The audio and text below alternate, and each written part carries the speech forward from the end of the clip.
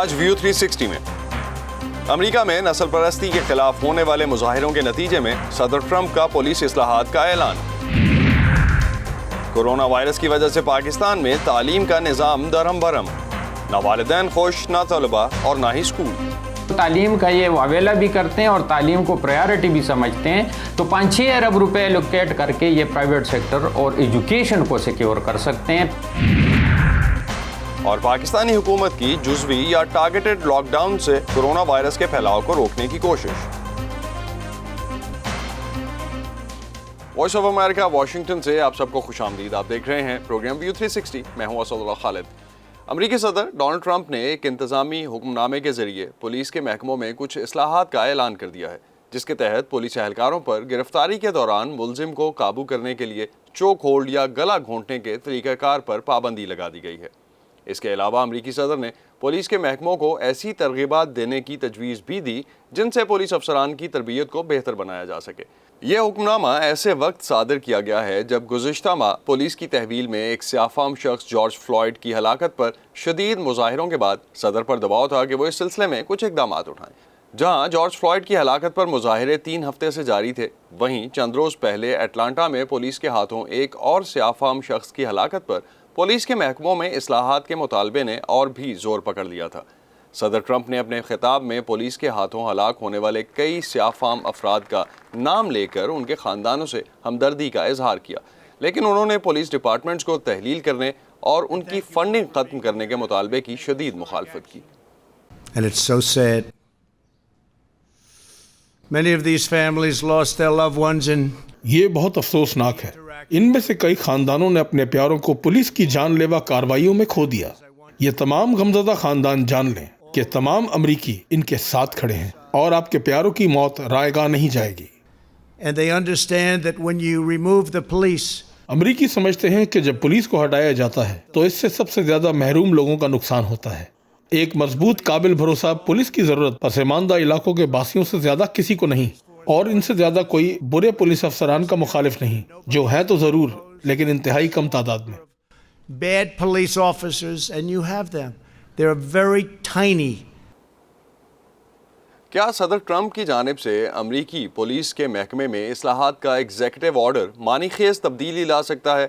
اس کا جواب جاننے کی کوشش کی وائس آف امریکہ سے نخوت ملک نے کیٹو انسٹیٹیوٹ کے کرمنل جسٹس سسٹم سے منسلک پالیسی اینالسٹ جے شوئی کرٹ سے۔ I think that President Trump is trying to walk a fine line here. I think he's trying to... میرا خیال ہے کہ صدر ٹرمپ بہت محتاط ہو کر چلنے کی کوشش کر رہے ہیں۔ وہ قانون نافذ کرنے والی کمیونٹی کا دفاع کرنے کی کوشش کے ساتھ اس ناقابل تردید حقیقت کو بھی تسلیم کر رہے ہیں کہ ملک اس وقت لا انفورسمنٹ کے ساتھ اعتماد کے بحران سے گزر رہا ہے اور پولیس تشدد کے ہائی پروفائل اور عام کیسز سامنے آ رہے ہیں۔ اس لیے صدر بہت محتاط ہیں۔ مجھے نہیں لگتا کہ اس ایگزیکٹو آرڈر سے مؤثر پولیس اصلاحات سامنے آئیں گی۔ I do not see this order as affecting overarching reform for police officers. صدر ٹرمپ کا کہنا ہے کہ اس ایگزیکٹو آرڈر کے ذریعے لا انفورسمنٹ میں کچھ ایسے معیار، کچھ ایسے سٹینڈرڈز مقرر ہوں گے جو اس زمین پر پہلے نہیں دیکھے گئے۔ آپ بتائیں گے صدر ٹرمپ کون سے معیار کی بات کر رہے ہیں؟ The operative part of this order, a big piece of it, is trying to... اس آرڈر کا ایک بڑا حصہ کریڈینشلنگ کے نظام کا قیام ہے، یعنی قانون نافذ کرنے والے اہلکاروں کی جانچ پڑتال کرنے والی ان مخصوص ایجنسیز کی جانب سے منظوری جنہیں محکمہ انصاف منتخب کرے گا۔ اس کا مقصد اس بات کو یقینی بنانا ہوگا کہ مقامی پولیس اہلکار آئینی سمیت تمام وفاقی قوانین کی پابندی کر رہے ہیں۔ ہاں، سن کر اچھا لگتا ہے، لیکن مجھے یقین نہیں ہے کہ اس قسم کا جانچ پڑتال کا طریقہ کار دراصل آفیسرز کی طرف سے اصولوں کی پاسداری کو یقینی بنانے کے لیے کافی ہے۔ اور اہم بات یہ بھی ہے کہ جانچ پڑتال کے اس نظام کی شفافیت کیسے برقرار ہوگی۔ اس کے لیے کوئی احتسابی نظام ہونا چاہیے۔ If that is strayed from, well, there still has to be some accountability mechanism. امریکی شہروں میں جاری حالیہ مظاہروں میں تشدد اور توڑ پھوڑ بھی سامنے آئی۔ چند عہدیدار ان مظاہروں میں پھوٹنے والے تشدد کا الزام اینٹیفا یعنی اینٹائی فاشسٹ یا فسطائیت مخالف تحریک پر عائد کرتے ہیں۔ صدر ٹرمپ تو یہ تک کہہ چکے ہیں کہ وہ اینٹیفا کو ایک دہشت گرد تنظیم قرار دے دیں گے۔ سوال پیدا ہوتا ہے کہ اینٹیفا ہے کیا اور اس میں کون لوگ شامل ہیں؟ جاننے کی کوشش کریں گے اس رپورٹ سے۔ اینٹیفا مخفف ہے اینٹی فاشسٹ کا۔ ماہرین کہتے ہیں کہ یہ ایک تحریک ہے جس کا کوئی منظم ڈھانچہ یا لیڈر نہیں ہے۔ سیکیورٹی امور کے ماہرین کا کہنا ہے کہ ان کی معلومات کے مطابق امریکہ میں اینٹیفا سے اپنی شناخت جوڑنے والے لوگ نسبتاً ایک چھوٹا گروہ ہیں اور یہ امریکہ کے چند شہروں میں موجود ہیں۔ Antifa ranges all the way from non-violent progressives. اینٹیفا ایک طرف عدم تشدد کے حامی ترقی پسندوں کا احاطہ کرتی ہے۔ یہ لوگ امریکہ سمیت دنیا بھر میں نسلی منافرت اور تشدد کے بارے میں گہری تشویش رکھتے ہیں۔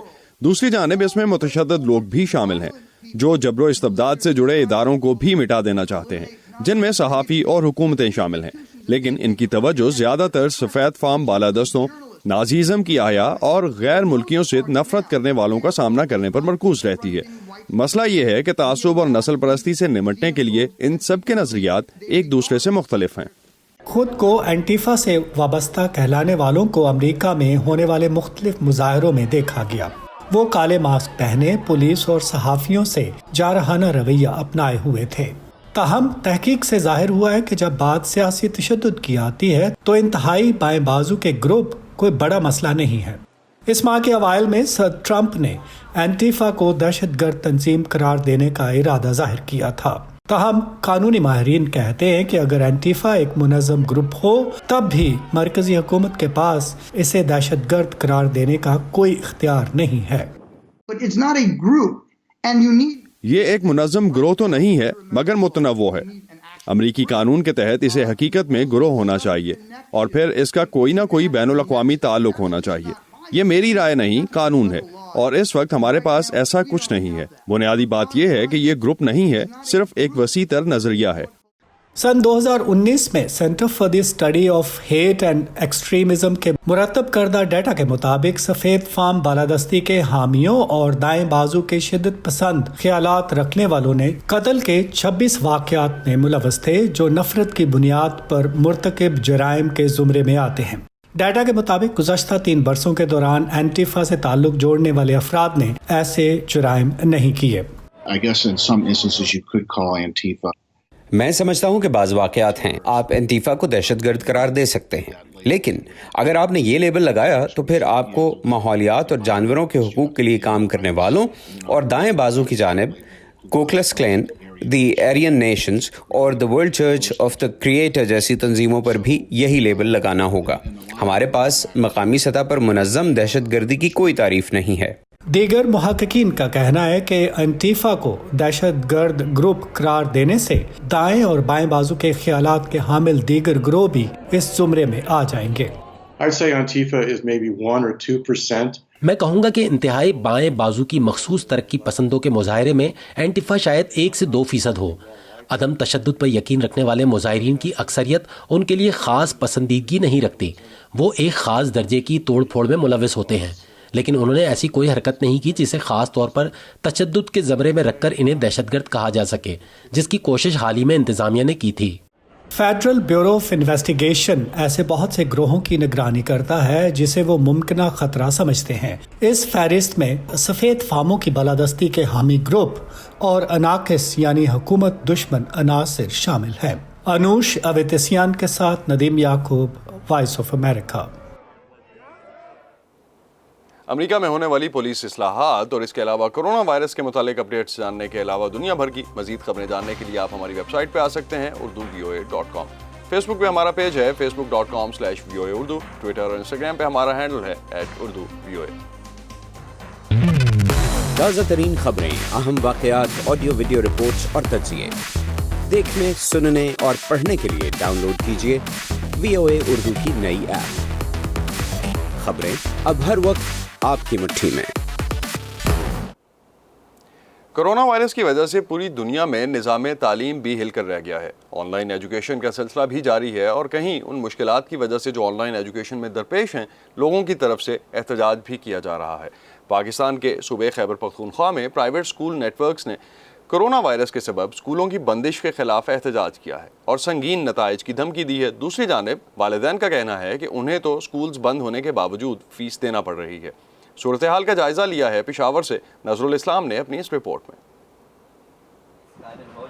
गौहर अली गुज़श्ता 8 साल से पेशावर के मुख्तलिफ स्कूलों में बतौर प्राइवेट टीचर फ़राइज़ सर अंजाम दे रहे हैं। मुल्क भर में कोरोना वायरस की वबा को रोकने के लिए स्कूलों की बंदिश के बायस गौहर अली जैसे हजारों असातिज़ा जिनका ताल्लुक प्राइवेट स्कूलों से है, तनख्वाह न मिलने के सबब परेशान हैं। तकरीबन उन्होंने तो मार्च की दे दिए, लेकिन अभी अप्रैल और मई की जो सैलरीज है और अभी आगे पता नहीं चलता कि कब तक ये मसला होगा। जब भी जाते हैं स्कूल तो वो कहते हैं कि जब तक हमें फ़ीस नहीं मिलेगी हम आपको उस वक्त तक सैलरी नहीं दे सकते। निजी स्कूल्स नेटवर्क की शिकायत है कि हुकूमत ने उनसे मशावरत की बगैर स्कूल बंद कर दिए और किसी किस्म की माली इमदाद नहीं दी, जिसके बायस स्कूल मालिकान खुद शदीद मुआशी बहरान से गुजर रहे हैं। एक तरफ ये इंडस्ट्री से 1 लाख मजदूरों को सिक्योर करने के लिए 23 अरब लोन इंडस्ट्रियलिस्ट को देते हैं, दूसरी तरफ जो तालीम का ये वावेला भी करते हैं और तालीम को प्रायोरिटी भी समझते हैं, तो 5-6 अरब रुपए एलोकेट करके ये प्राइवेट सेक्टर और एजुकेशन को सिक्योर कर सकते हैं, पेरेंट्स को रिलीफ दे सकते हैं, बच्चों को सिक्योर कर सकते हैं और 1,24,000 जो हमारा स्टाफ है टीचिंग उसको सिक्योर कर सकते हैं। लेकिन प्राइवेट स्कूलों में बच्चों को तालीम दिलाने वाले वालिदैन एक मुख्तलिफ हकीकत बयान कर रहे हैं। प्राइवेट स्कूल में तालीम हासिल करने वाले बच्चों के वालिदैन का मौक़िफ़ है कि कोरोना वायरस के बायस मुल्क में जारी लॉकडाउन की वजह से सिर्फ प्राइवेट स्कूल ही नहीं बल्कि वालिदैन भी मुतासिर हुए हैं। ऐसे में उन्हें चाहिए कि स्कूल फ़ीस में कमी की जाए। ये बात इनकी बिल्कुल गलत है कि वालिदैन फ़ीस नहीं दे रहे हैं, ये बाकायदा से अपनी फ़ीस वसूल कर रहे हैं। सूबा खैबर पख्तूनख्वा में 9,000 से ज़ायद निजी स्कूल हैं, जिनमें तकरीबन 24 लाख बच्चे ज़ेर तालीम हैं। सूबा खैबर पख्तूनख्वा में एलिमेंट्री एंड सेकेंडरी एजुकेशन के वजीर Akbar Ayub private school network की शिकायत को मुस्तरद करते हैं। उनका कहना है कि वो मसाइल से आगाह हैं, लेकिन स्कूल खोलने की कोई हतमी तारीख नहीं दे सकते।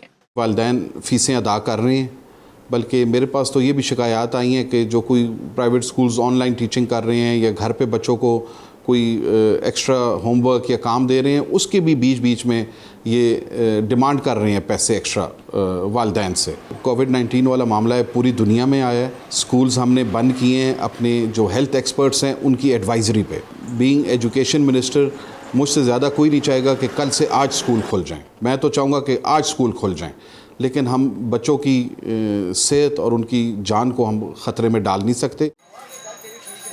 कोरोना वायरस के बायस स्कूलों को बंद हुए 3 माह हो चुके हैं और अभी ये इदारे मजीद 15 जुलाई तक बंद रहेंगे। ऐसे में वालिदैन रिलीफ के लिए स्कूलों की इंतजामिया की जानिब देख रहे हैं, जबकि स्कूल मालकान हुकूमत से माली मदद की तवक्को कर रहे हैं। लेकिन हुकूमत फिलहाल प्राइवेट स्कूलों का माली बोझ बांटने का कोई इरादा नहीं रखती। Nazrul Islam, voice of America, Peshawar. जहां एक जानिब प्राइवेट स्कूल्स और कॉलेजेस की बंदिश से इन तालीमी इदारों से मुंसलिक अमले को माली मसाइल दरपेश हैं, वहीं मुख्तलिफ यूनिवर्सिटीज़ के तलबा का कहना है कि इंटरनेट के ज़रिए तदरीसी अमल उनके लिए काम नहीं कर रहा। ये तलबा ऑनलाइन क्लासेस के खिलाफ पाकिस्तान के मुख्तलिफ शहरों में एहतजाज कर रहे हैं।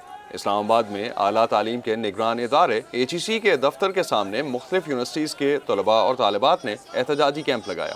तलबा का कहना था कि ऑनलाइन क्लासेस के बायस तलबा मुश्किलात का शिकार हैं। बहुत से तालिब इल्म इंटरनेट की सहूलत ना होने की वजह से ऑनलाइन क्लासेस नहीं ले सकते, लिहाजा ये फैसला वापस लिया जाए। मगर HEC और वजारत तालीम में उनकी बात नहीं सुनी जा रही, इसलिए वो ये एहतजाज कर रहे हैं। पाकिस्तान के कई इलाकों से कोरोना की बड़ी तादाद में केसेस सामने आने के बाद सूबाई और वफाकी हुकूमतें सूरत हाल से निमटने के लिए अपनी कोशिशें कर रही हैं। लाहौर और इस्लामाबाद में कोविड-19 के एकदम बहुत ज़्यादा केसेस सामने आने पर कई इलाकों को सील किया जा रहा है। गेथियारा अनीस वफाकी दारुल हुकूमत के एक ऐसे ही इलाके से हमें तफसीलात बता रही हैं जिसे कोरोना के बड़ी तादाद में केसेस सामने आने के बाद सील कर दिया गया है। मैं इस वक्त मौजूद हूँ एक ऐसे सिग्नल पे जहाँ से आगे G9 का इलाका शुरू होता है, और 2 दिन पहले तकरीबन G9 जिसके मरकज़ को आमतौर पे कराची कंपनी भी कहा जाता है, उस समय G9 और G92 اور G93 کے علاقے کو سیل کر دیا گیا تھا. یہ ان چند علاقوں میں سے ہے جن کو اب ریسنٹلی جو ہے وہ گورنمنٹ جو ہے وہ اسلام آباد کی جو ہے وہ لوکل ایڈمنسٹریشن اسے سیل کر رہی ہے, کیونکہ وہاں پہ 200 سے زائد جو تھے وہ کرونا کیسز سامنے آئے تھے. یہ کافی گہما گہمی والا علاقہ ہے. ویسے آپ دیکھیں تو اگر آپ یہاں جائیں عام دنوں میں, اور یہاں پہ انٹرسٹی بسز جو چلتی ہیں وہ بھی کافی آتی ہیں. اب سیل کرنے سے مراد کیا ہے اس کو بھی ہم دیکھ لیتے ہیں. آپ پیچھے میرے دیکھ سکتے ہیں جیسے یہاں پہ بیریکیڈز لگا کے اس کو بند کر دیا گیا ہے. اس کے کئی انٹری پوائنٹس ہیں ایک سیکٹر کے جیسے کہ ہوتے ہیں, وہ تمام ہی بند کر دیے جاتے ہیں.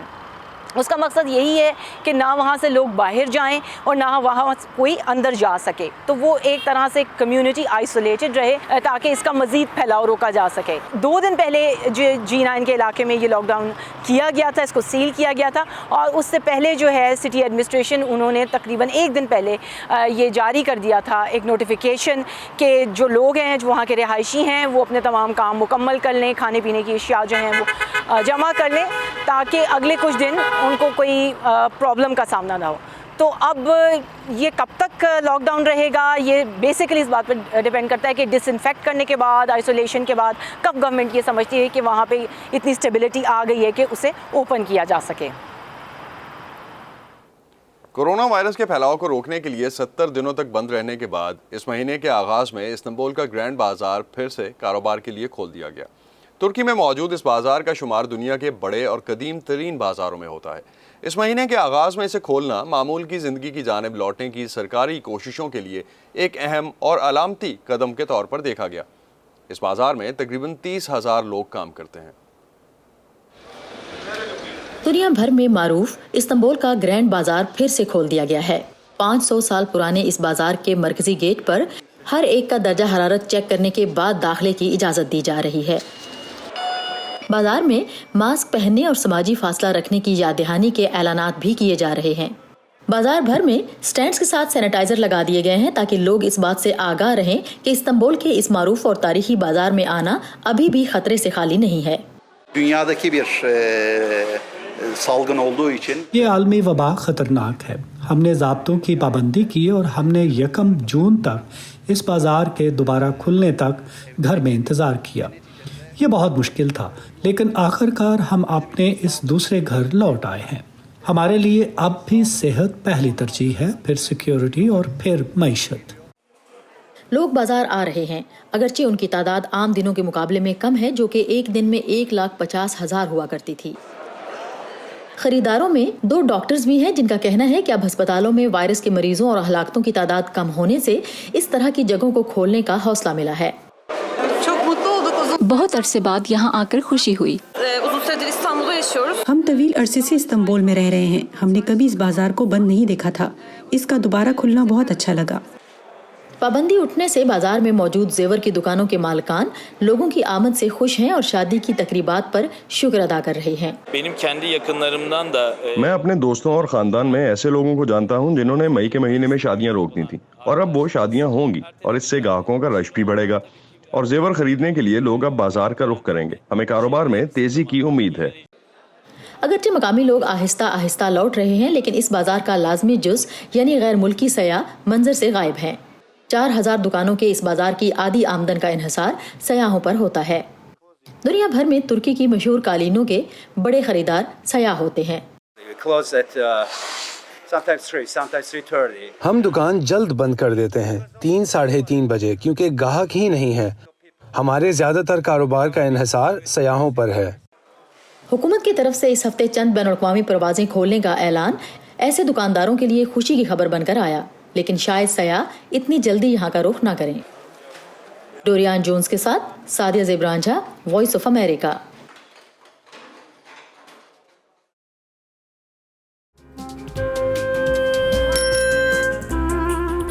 ابا جیسے کروڑوں لوگ جہاں ہر روز ایمانداری سے کام پر لگے ہوں, چاہے وہ دفتر میں ہوں یا کھیتوں میں, سڑکیں ہوں, بارڈرز, کھیل کا میدان یا کوئی انٹرنیشنل سٹیج. جب پاکستان کا نام روشن کرنے والوں کی کہانیاں کہنے کے لیے ہمارے پاس وقت کم پڑ جائے, جب پورا ملک ہی خود کو آگے لے جانے میں لگا ہو, तो फिर दुनिया भर में उसका परसेप्शन मुट्ठी भर लोग क्यों बनाते हैं? We are almost there, but not there yet. लगता है थोड़ी मेहनत और करनी होगी हमें भी। व्यू 360 सिर्फ आज न्यूज़ पर।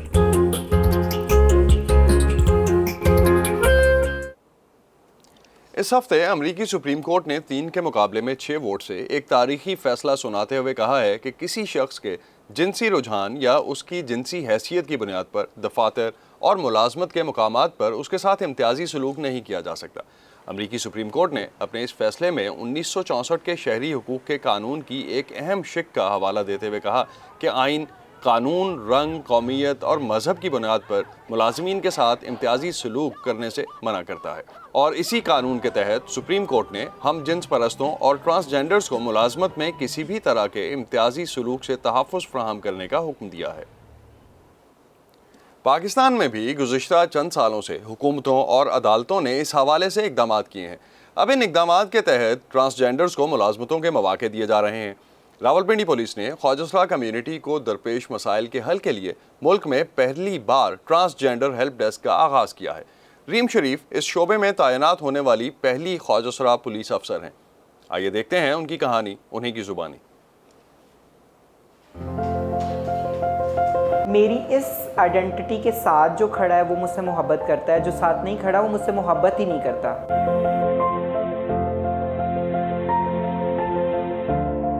ट्रांस कम्युनिटी 3 ही मेजर शोबे हैं ना जिसमें मौजूद होते हैं, जो अर्निंग के उनके ज़रिए हैं, बैगिंग, सेक्स वर्क और वेडिंग डांसिंग। अब बैगिंग क्राइम है, सेक्स वर्क क्राइम है और वेडिंग डांसिंग पे भी मसले हैं। तो देखिए इनका तो डायरेक्ट लिंक है पुलिस के साथ। पुलिस के साथ चीज़ें ठीक होनी चाहिए ताकि अगर खुदा ना ख्वास्ता कोई ट्रांस विमेन किसी मसले में पड़ जाती है तो पुलिस उसको सपोर्ट कर सके, उसको उस मसले से निकाल सके। शुरू से ही मुख्तलिफ थी, मैं कभी भी लड़कों में जाके नहीं बैठी। मेरे भाई जो हैं वो बाहर खेलने जाते थे, मैं नहीं जाती थी। मुझे कोई शौक़ नहीं था कि मैं बाहर लड़कों के साथ जाके खेलूं। मुझे शौक़ था कि मैं गुड़िया के साथ खेलूं। मैं अपनी जो इर्द गिर्द जो मेरी उम्र की फ़ीमेल फ्रेंड्स थी, मैं उनके बीच में बैठ के, हालांकि मुझे बहुत टोका जाता था कि उठो तुम यहाँ क्या कर रहे हो। मैं इंजीनियरिंग की स्टूडेंट थी और क्योंकि मैं अपने डिपार्टमेंट में वाहिद डाइवर्सिटी थी तो मुझे बहुत से लड़के तंग करते थे। मुझे लड़कियां जो हैं वो अपनी डिस्कशंस का हिस्सा बनाती थी और वो डिस्कशंस पॉजिटिव कोई मुस्बत डिस्कशंस नहीं होती थी। तो उन डिस्कशंस से इफ़ेक्ट होके मैं इतनी जो है I am a sensitive soul, तो मैं डिप्रेशन में चली गई। मैं इतने बुरे स्वर किस्म के डिप्रेशन में गई कि मैं 1 साल तक पैरालाइज रही, बेड पैरालाइज।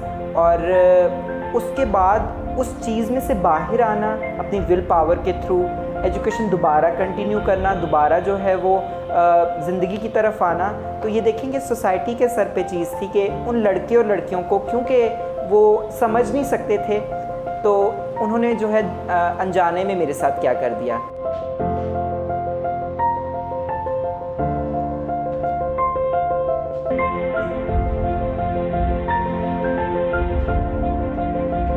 सामने आए प्लीज़, अपने आप को स्किलफुल बनाएं, अपने आप को जो है वो एजुकेट करें, अपने आप को जो है वो हर जो है वो काम करें जिसके ज़रिए वो अपने आप को एम्पावर कर सकते हैं टुवर्ड्स मेन स्ट्रीम।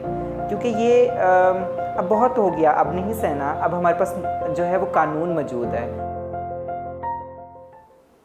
ये था आज का व्यू 360। स्टे सेफ, और जब टारगेटेड लॉकडाउन इस वक्त जारी है तो उसका एहतराम भी कीजिए और एहतियात भी कीजिए। उन एहतियाती तदाबीर के बारे में हमें ज़रूर लिखिए facebook.com/VOA उर्दू के पेज पर।